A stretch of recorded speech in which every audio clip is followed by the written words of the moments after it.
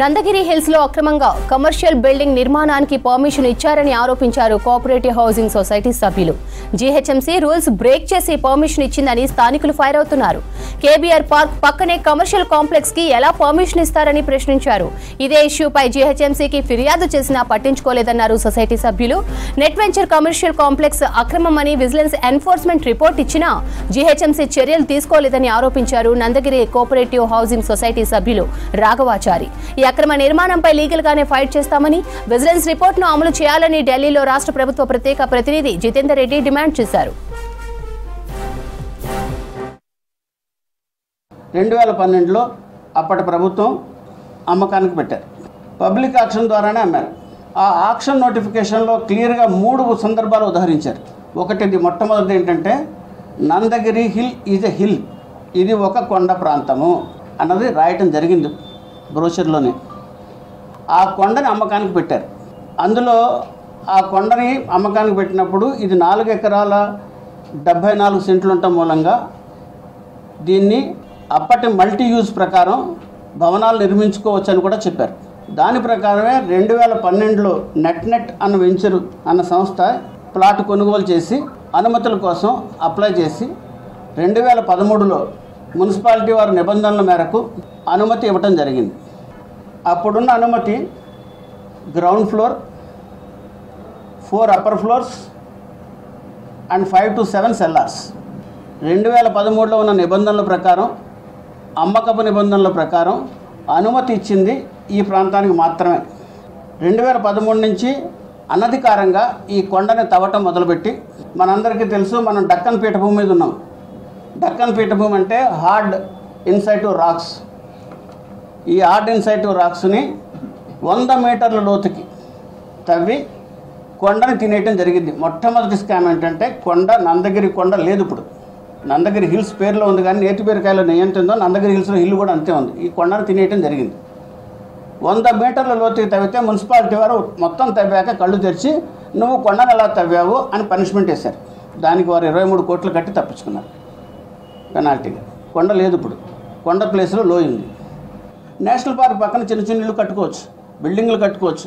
30 మీటర్లు కొన్నికి ఉంది, 60 మీటర్లు కొంతమందికి ఉంది, 100 మీటర్లు కొంతమందికి ఉంది. ప్రతిదీ ఆ సైట్ స్పెసిఫిక్ లొకేషన్ బట్టి ఉంటుంది. నాకు 30 మీటర్లు దాటి నేను కట్టుకోవచ్చు అంటే కట్టుకోవచ్చు. ఏం కట్టుకోవచ్చు? ఇప్పుడు ఈ పక్కన ఉన్న చూడండి చైనా బిస్ట్రో, ఈ భవనాలు కట్టుకోవచ్చు. అంతే తప్ప 450 అడుగులు కాంక్రీట్ కట్టెను కడతానంటే మరి ఎలా ఎప్పుడు వచ్చిందో మనకు తెలియదు. నంబర్ 1351 అన్న ఒక ప్లాటు సగం సేల్కి వచ్చింది.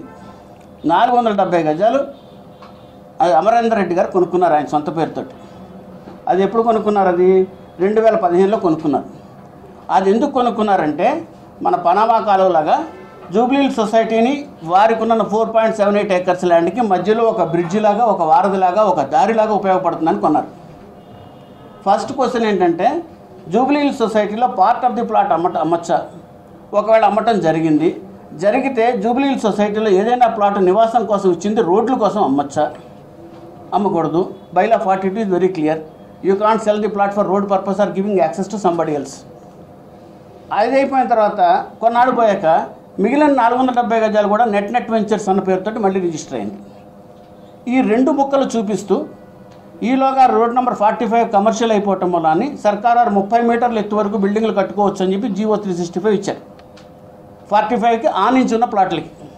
ఆ 45 ఈ చివరి నుంచి ఆ చివరికి వెళ్తుంటే 1351 is one of the plot abutting road number 45, but that is only 1300 square yards. ఆ ప్లాట్ను చూపించి జూబ్లీహిల్స్ 45కి ఏదైతే అప్రూవల్ ఉందో ఆ అప్రూవల్ మొత్తం ప్లాట్ నెంబర్ 1 ఆఫ్ నందగిరి హిల్స్కి తీసుకున్నారు. గవర్నమెంట్ వారు మున్సిపల్ కమిషనర్కి పంపించారు రిపోర్ట్. ఇట్లా ఎన్ఫోర్స్మెంట్ వారు రిపోర్ట్ ఇచ్చారు, దీని మీద నువ్వు యాక్షన్ తీసుకోవాల్సిందే అని. మున్సిపాలిటీ వాళ్ళు యాక్షన్ తీసుకోకపోతే 2.5 నెలలు వెయిట్ చేసి 18 జూన్ రిపోర్ట్ ఇస్తే మేము సెప్టెంబర్ నెలాఖరులో హైకోర్టులో రిట్ వేసి వాళ్ళు ఇంప్లిమెంట్ చేయట్లేదు, యాక్షన్. హైకోర్టు వారు ఆ రిపోర్ట్ని స్వీకరించి మున్సిపాలిటీ వారిని అడిగారు, తదుపరి విచారణలో మీరు ఏం యాక్షన్ తీసుకున్నారో తెలియజేయవలసిందే అని. ప్రస్తుతం అక్కడ ఆగింది కోర్టులో. చెప్పాక కూడా నడుస్తుంది. నేను కోర్టులో వివరంగా జడ్జి గారు విన్నవించుకున్నాను.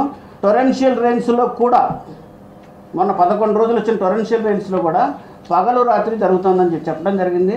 రాత్రిపూట కన్స్ట్రక్షన్స్కి నెట్ వారు ఇచ్చిన వివరం ఏంటంటే పగలు లారీలు ఎలా చేయరు కాబట్టి మా కాంక్రీట్ లారీలు రాత్రి 11 గంటలకు మేము తీసుకొస్తున్నాము అని మేము వీడియోలు చూపించాం.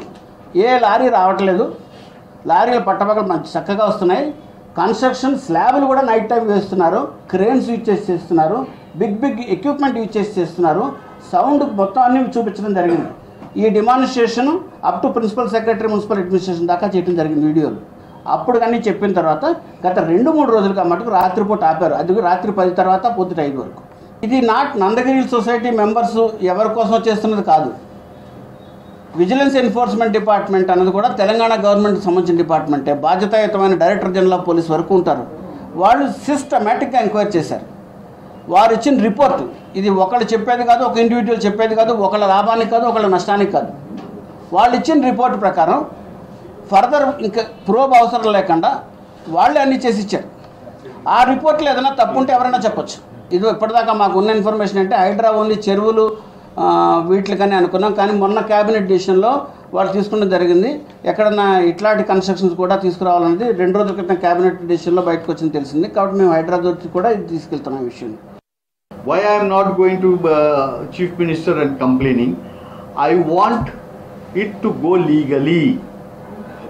I want this to go legally. నేను ఎందుకు పోయి పైరవి చేయాలి?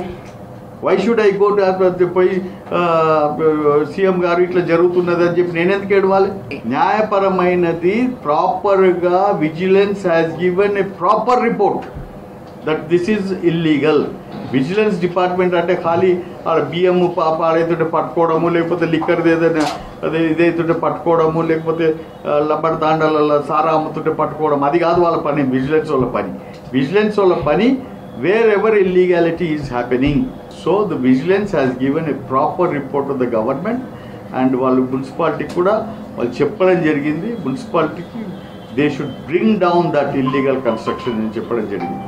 ఎందుకంటే అక్కడ ఏడా సదురుబాటు కానీ లేకపోతే ఫైన్లు కట్టి రెగ్యులరైజ్ చేయడం కానీ ఇది కాదు. Because it is hurting the environment of the place. Hydraa కానీ ముఖ్యమంత్రి గారు కానీ ఎవరైనా ఆఫీసర్లు కానీ ఎవరైనా కానీ దీన్ని చట్టపరంగా యాక్షన్ తీసుకోవాలని చెప్పి